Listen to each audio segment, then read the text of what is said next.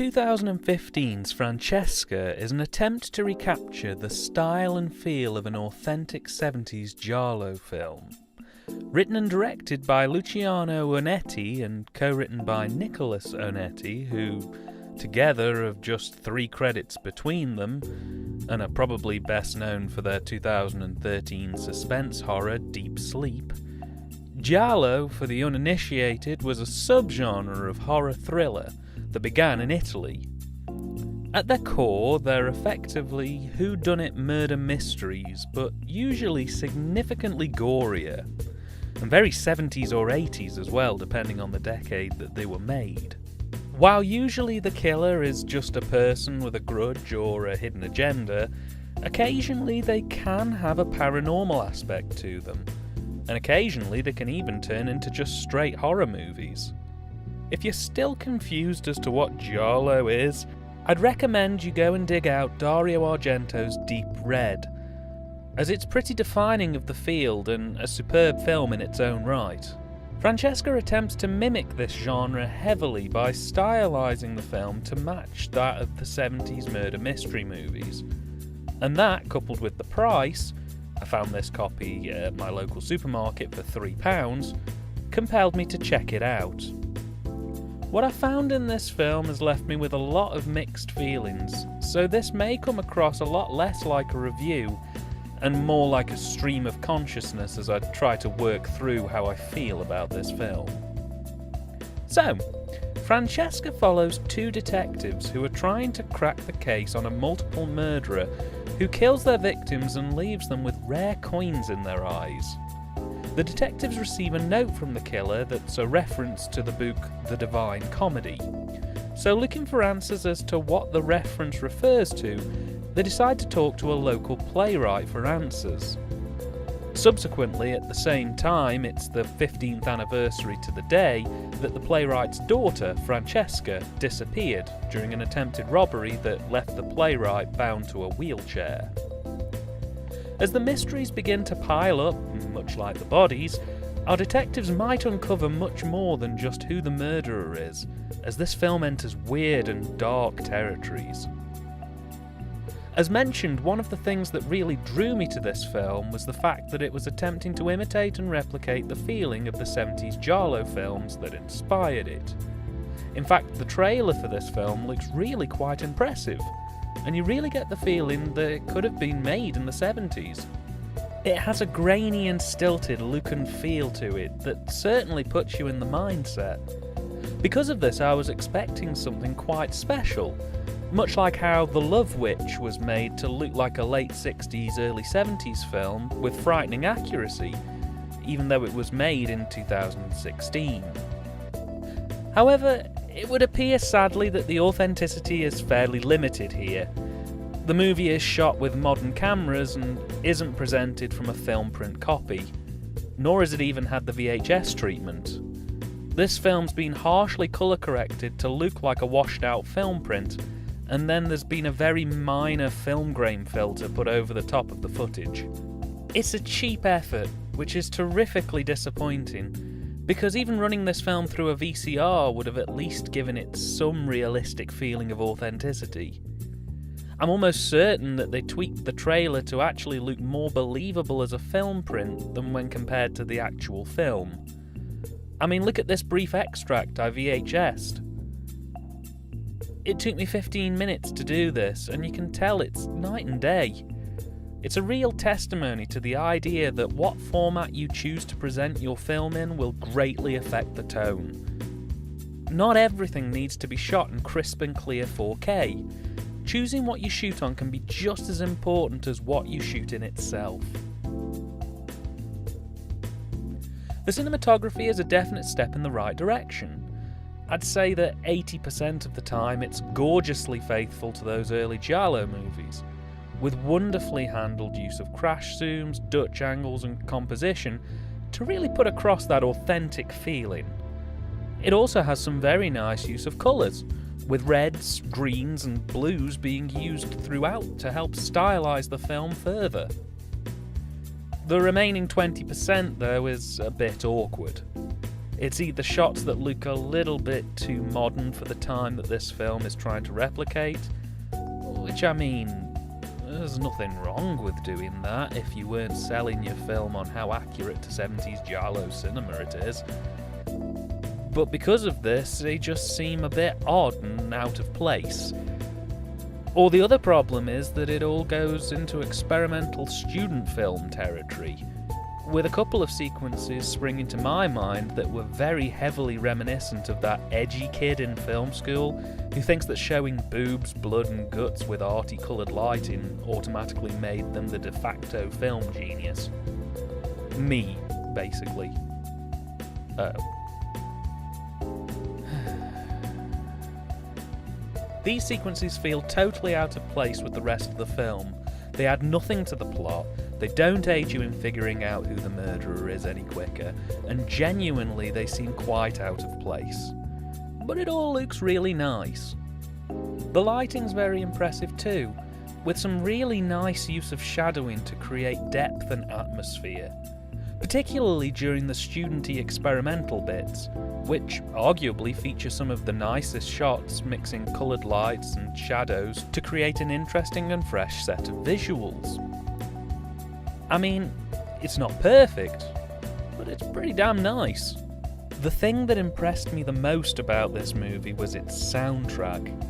Good lord, this film's soundtrack is kick-ass.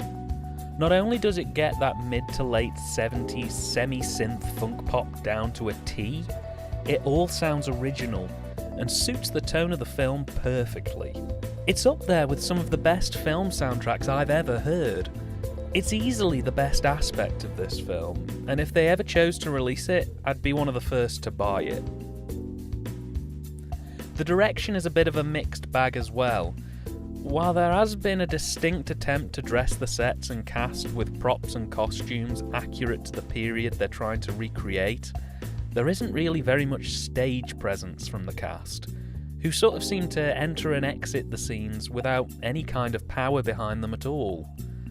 It's just totally uninteresting in my opinion.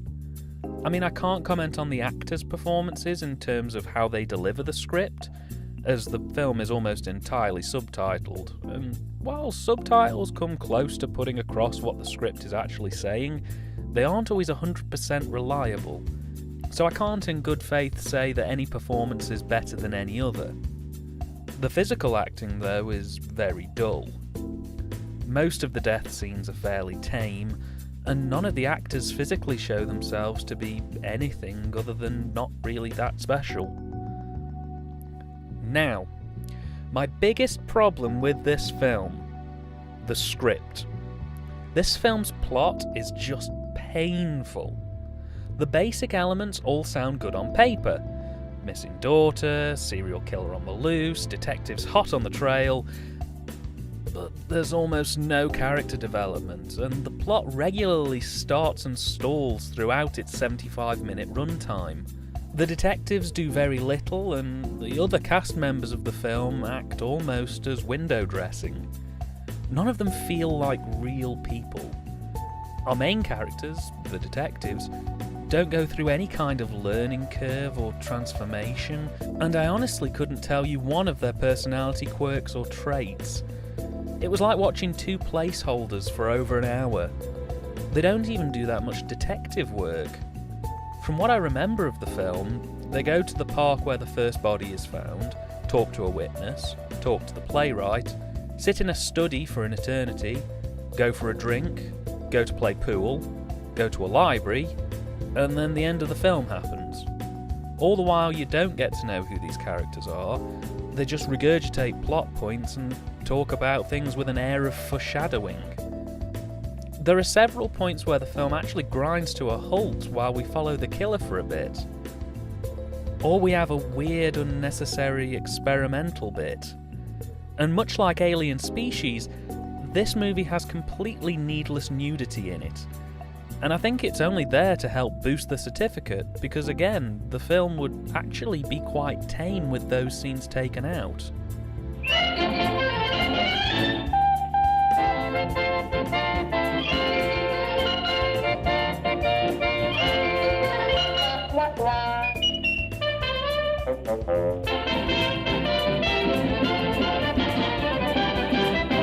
The ending of the film is the absolute worst part of this for me, with a plot twist that genuinely left me screaming, "What is this film?" over and over again. Because basically, in the last 15 minutes of the movie, one of the two detectives gets killed by the murderer, who's then revealed to be the wheelchair-bound playwright, which means he's been faking being stuck in a wheelchair for 15 years to both his wife and everyone who knows him. Oh, and also he cross-dresses as a woman when he kills. It's never explained why he murders, but it's implied that it might be something to do with the fact that he accidentally strangled Francesca to death, and that the whole robbery scenario was just a big fib. This left me effectively calling cop-out on this movie, until it was revealed that there was another even stupider plot twist. You see, one thing I'd forgotten to mention until now is that Francesca has a sibling, who it's implied she accidentally killed. At the beginning of the film, she's seen to stab him. However, in the last 5 minutes, it's revealed that not only is Francesca dead, but that her sibling is still alive, and he kills the only remaining detective in the same instance that the detective kills the playwright. This other sibling is literally only seen in those closing moments, and only referenced to once or twice throughout the film. The suspension of disbelief required to believe that a man would purposely resign himself to a wheelchair for 15 years until such a time when he would sneakily drug his wife, dress up as a woman, and go out stabbing was tremendous in its own right. But to then not only have it that playwright's thought-to-be-dead son isn't in fact dead and is in fact in cahoots with his father helping to kill people was just a step too far for me. It left me angry and bewildered as to what I'd just wasted 70 minutes watching. This film looks gorgeous, but has an utterly disappointing script in my opinion, with a plot that's perfect as a pitch, but poorly executed and rushed. This film is a perfect example of what I like to call nice video, shame about the song. That is to say, this film looks beautiful, but its script, its heart is almost non-existent. It might as well be ramblings. Great visuals can only take you so far, and a decent script and a decent cast of characters is easily one of the most important parts of producing a good film.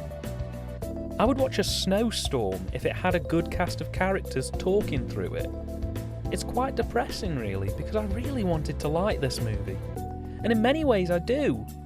But I honestly don't think it's worth your time.